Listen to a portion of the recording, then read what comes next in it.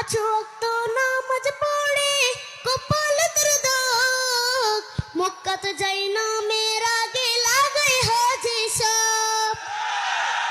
পাঁচ ওয়াক্ত নামাজ পড়ে কপালে তোর দাগ, মক্কাতে যাই না মেয়ের আগে লাগাই হাজি সাহেব। বাইরে চা দোকানে বসে হাজি টেলিভিশন চাই, বাইরে চা দোকানে বসে হাজি টেলিভিশন চাই।